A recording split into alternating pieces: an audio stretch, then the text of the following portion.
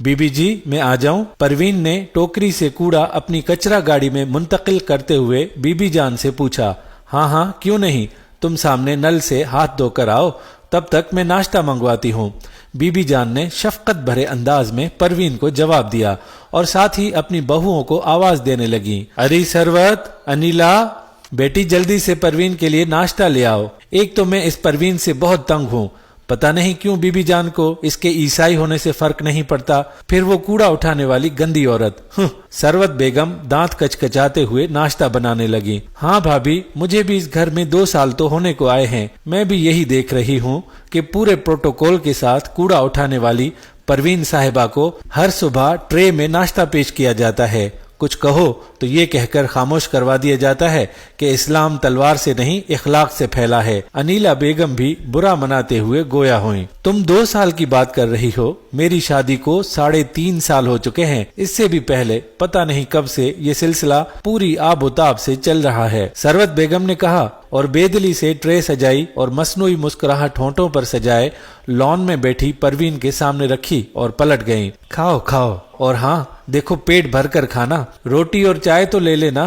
हमारे प्यारे नबी सल्लल्लाहु अलैहि वसल्लम का फरमान है कि भूख और तकल्लुफ को एक जगह इकट्ठा मत करो। बीबी जान ने उसके सामने जग से पानी निकालकर रखते हुए कहा, मगर दूसरे ही लम्हे हैरान रह गईं। परवीन ने खाना खाने की बजाय मुंह पर हाथ रखकर रोना शुरू कर दिया। तेजी से निकलने वाले आंसू लम्हों में उसका चेहरा भिगो चुके थे। अरे क्या हुआ परवीन, ऐसे क्यों रो रही हो? घर में सब ठीक तो है ना? कोई मसला तो नहीं? बीबी जान ने घबराकर एक ही सांस में कई सवाल कर डाले और परवीन की तरफ पानी बढ़ाते हुए कहा, अच्छा सब छोड़ो, लो पहले पानी पियो। परवीन ने पानी पिया और कुछ देर सर झुकाकर बैठी रही। उसकी आंसुओं भरी कुछ सोचती आंखें पल भर को बीबी जान पर टिकी। बीबी जान, मुझे अपने नबी का कलमा पढ़ा दें, मैं मुसलमान होना चाहती हूँ।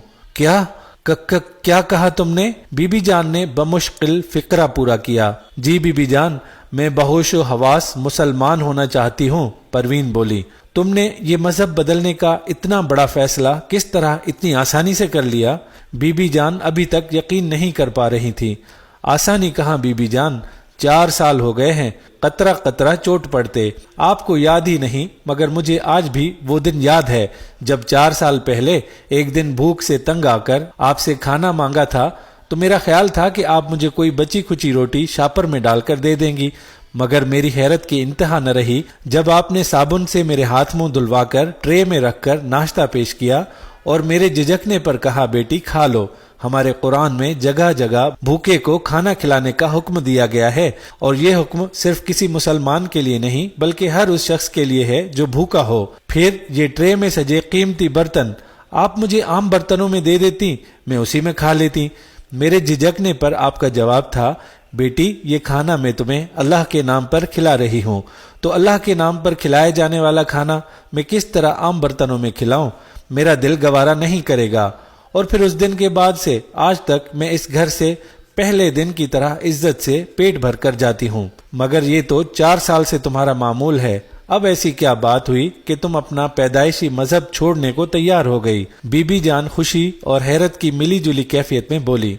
बीबी जान, आप मेरी बात का यकीन करें या ना करें, मैंने आज रात ख्वाब देखा कि कयामत का समा है, हर तरफ परेशानी और खौफ का डेरा है। सूरज की तपिश हर चीज को पिघला चुकी है, हर तरफ शोर व गुल मचा है। मुझ अनपढ़ के पास वो अल्फाज ही नहीं जो उस कैफियत को बतला सकूं कि मैं छांव की तलाश में भागती हूँ। कदमों के नीचे तपती जमीन पांव में छाले बना चुकी है, मगर कहीं पैर रखने जितनी भी ठंडी जगह नहीं। अचानक मैंने कुछ लोगों को एक ठंडी छांव में देखा। क्या छांव थी वो बीबी जान, जिसमें मौजूद न होने के बावजूद उसकी ठंडक के तस्वुर ने मुझे मेरे पांव की छाले भी भुला दिए। और जब जब मैंने उस छांव तक पहुंचने की कोशिश की तो मुझे ये कहकर वहां से पीछे हटा दिया गया कि ये अल्लाह के अर्श का साया है और ये वो लोग हैं जो इसके लिए लोगों से मोहब्बत करते हैं और इसी के लिए नफरत। और बीबी जान, फिर मेरी आंख खुल गई और मेरे दिल ने आपके मजहब के सच्चा होने की गवाही दी और मैं आपके सामने हूँ। मगर आपको एक बात बताऊं बीबी जान, उस छांव में खुशी से चमकता दमकता चेहरा लिए آپ بھی موجود تھیں، میں نے آپ کو خود دیکھا تھا۔ پروین آنسوؤں کی لڑی میں ہنستے ہوئے خوش ہو کر بولی۔ حیرت اور مسرت سے بی بی جان کا منہ کھلے کا کھلا رہ گیا اور وہ پروین کو کلمہ پڑھانے کے لیے غسل کرنے کا کہہ کر خود سجدہ شکر ادا کرنے چل پڑیں۔ انہیں کیا خبر تھی کہ 4 سال تک اسم اعظم یعنی اللہ کے نام کا کھانا کھلانے سے جہاں اسے ہدایت کا نور عطا کیا جائے گا، وہیں خود انہیں بھی روز قیامت سایہ عرش کی خوشخبری اسی کے ذریعے پہنچا دی جائے گی۔